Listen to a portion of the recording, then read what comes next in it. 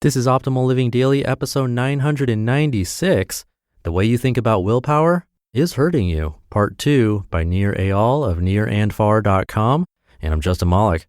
Happy Sunday and welcome to the old podcast, the OLD podcast. That's the Optimal Living Daily podcast, where I simply read to you like a big ongoing audiobook with many different authors.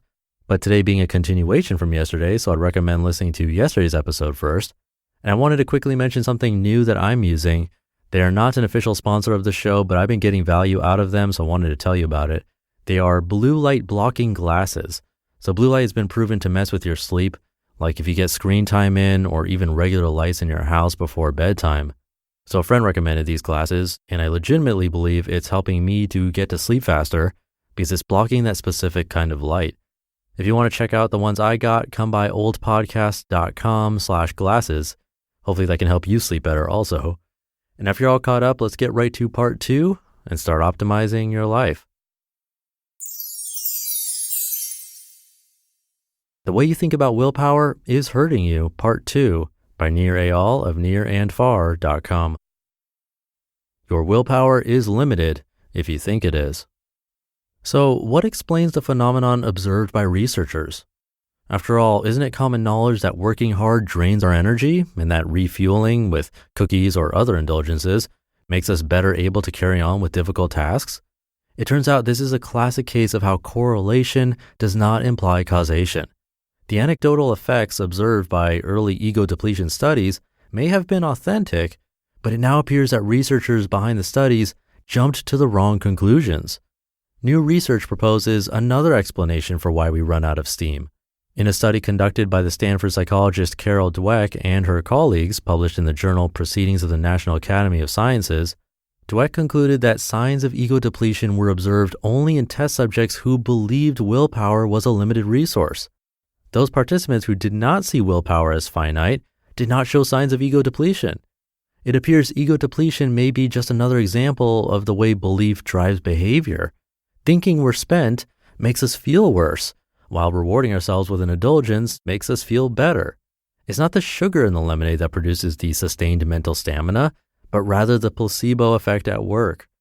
If ego depletion is essentially caused by self-defeating thoughts, one has to wonder about the harm done by this overturned hypothesis.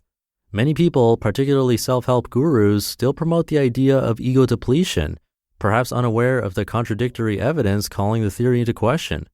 But if Dweck's conclusions are correct, then perpetuating the idea of willpower as a finite resource is doing real harm.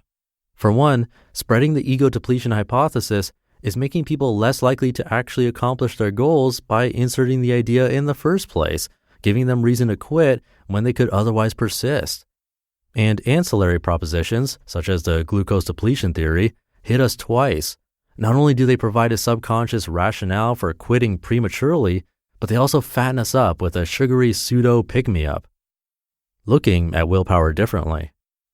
Baumeister says he and his colleagues are working on further studies to show ego depletion is real. It may well be that in carefully controlled lab conditions, willpower does appear to run out, even though the contradictory evidence makes this conclusion premature. Perhaps the idea of ego depletion caught on because it satisfies a need to justify why we sometimes do things we know we shouldn't, like slacking off at work when we should be finishing a project. But rather than looking for a hidden willpower gas tank in our heads that doesn't exist, perhaps we should accept that we are fragile, distractible beings and cut ourselves some slack. Perhaps our flagging energies and wandering minds are trying to tell us something.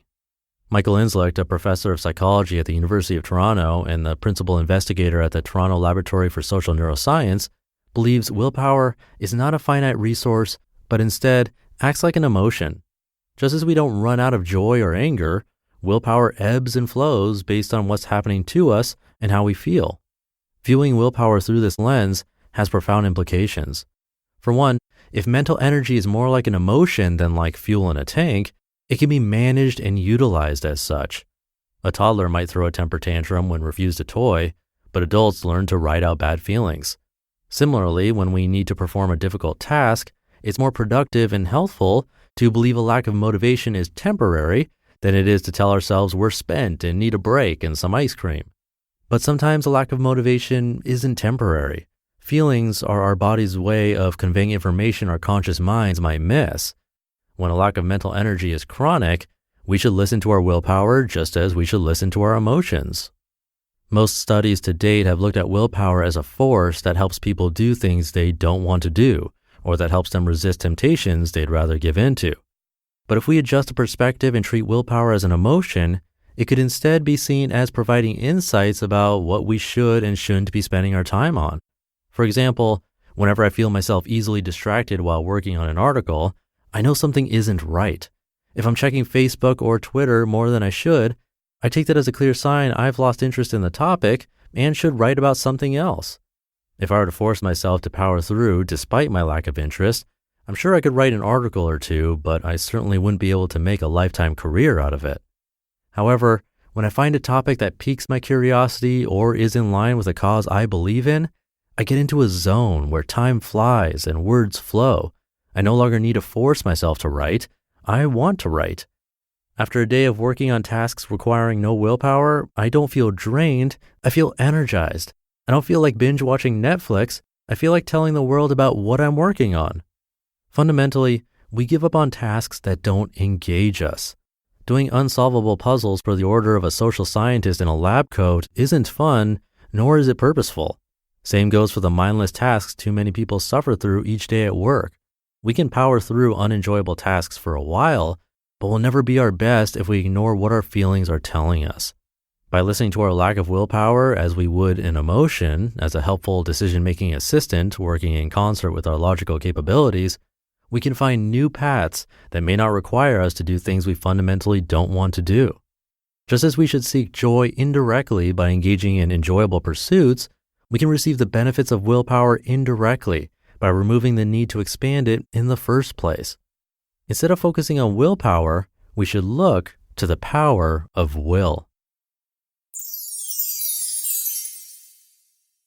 You just listened to part 2 of the post titled, "The Way You Think About Willpower is Hurting You" by Nir Eyal of and&nbsp. And Nir is spelled N-I-R.